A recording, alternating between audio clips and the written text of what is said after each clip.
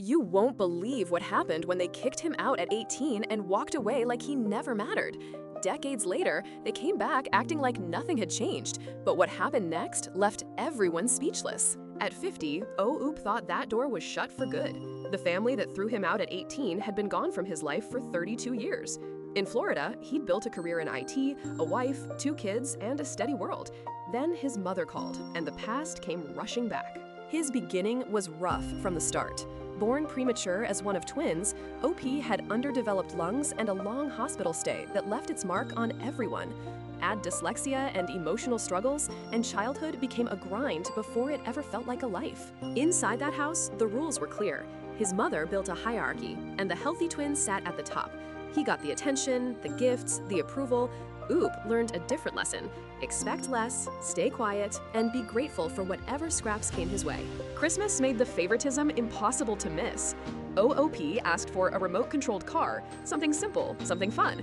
His brother got one. He got told money was tight and to wait. The wait never ended, and what stuck with him was how easily he was denied. Family outings had a sting of their own. OUP said his parents would send him off for a surprise sleepover at grandma's house. It sounded special to a kid. It wasn't. It was just a convenient way to leave him out while everyone else moved on without him. Should have been his bright spot. Oop had real talent, performed in choir, and hoped his parents would show up. They never came to a single concert. After enough empty seats, the disappointment wore him down, and he quit singing altogether. 6th grade brought a small victory, a report card full of B's. For a kid with dyslexia, that took work. He wanted praise for earning it. Instead, his parents compared him to his brother, and the moment that should have felt proud landed like another lesson in not measuring up. By 11, he'd figured out the truth of that house. Oop didn't feel like a son. He felt like a roommate the law required them to keep. So he adapted fast, chasing attention wherever he could find it, because affection was off the table. The end came at 18, right after high school. OOP walked in and found his parents waiting with a bag of clothes. No discussion, no warning, no mercy. They weren't helping him launch, they were pushing him out the door. His parents made the message brutal and plain. His twin was going to college. Oop, they said, was headed for a life as a bum. That wasn't guidance, it was a sentence.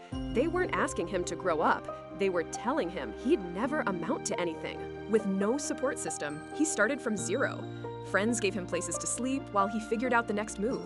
It was unstable, exhausting, and humiliating. Still, it forced him to survive on grit, and the kid they'd written off kept moving. A few years later, working at a gas station, Oop met the woman who would become his wife. The connection was immediate, but the real gift was steadiness. For someone raised on neglect, that kind of respect felt almost unreal. Years later, he had built the life his parents said he'd never have. Oop moved into IT, found success, and settled in Florida. He and his wife raised 2 children, born in 2005 and 2007, in a home shaped by care instead of comparison. After 32 years of silence, his mother called out of nowhere. That alone stopped OOP cold. More than half his life had passed without a word between them, so hearing her voice again hit hard. Some calls bring closure.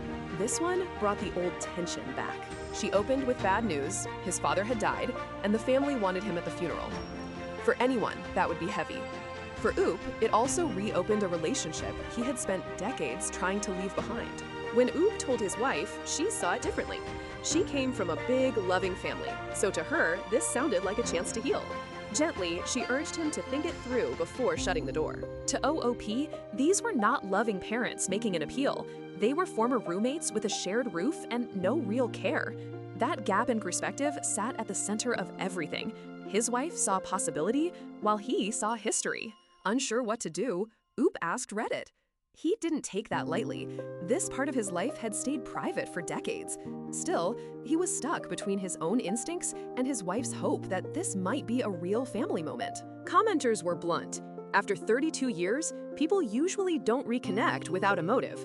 Many figured his mother wanted him there for appearances, or money, or both. Harsh? Yes, but it fit the pattern OOP had described. Reading the replies changed the room. OOP had his wife go through them, and she finally saw how estrangement can grow from years of harm, not one bad argument. The comments didn't just answer a question, they widened her view. Taking a commenter's advice, OOP called his twin brother. He wanted to know how his mother got his number and what was really going on. Because they'd stayed civil, the call could happen without reopening every old wound. His brother dropped the first bomb. Their mother had spent years telling people OOP left at 18 because he refused to pay rent. That was a lie. He'd been kicked out with a bag of clothes, and the family had rewritten the story to make it sound cleaner. Then came the second truth. The parents had blown through their money trying to keep up with the Joneses, choosing image over stability. Now the bills were catching up, and the funeral call suddenly looked less like grief and more like damage control.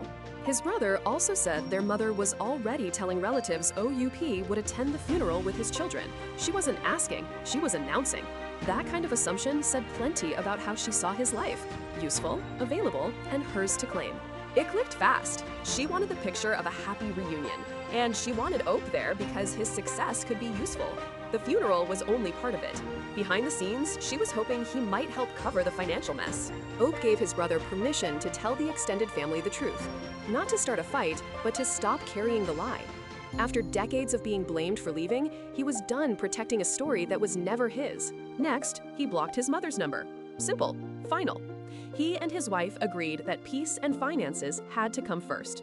After 32 years of silence, the boundary was overdue, and this time, he said it himself. He still chose to mark his father's death privately, but on his own terms. No funeral, no performance, no old family script. Just a quiet goodbye that let him process the loss without stepping back into the same hurt. What Oop built with his wife is the real counterpoint. Their home runs on support, not comparison. Their children grew up inside that stability, proof that consistent care can break a pattern and replace it with something better. Online, Reddit helped anchor the truth. The comments didn't rewrite his past, but they confirmed his instincts were sound. For people raised in loving homes, abuse can hide behind duty. For OOP, the crowd finally named what he had lived.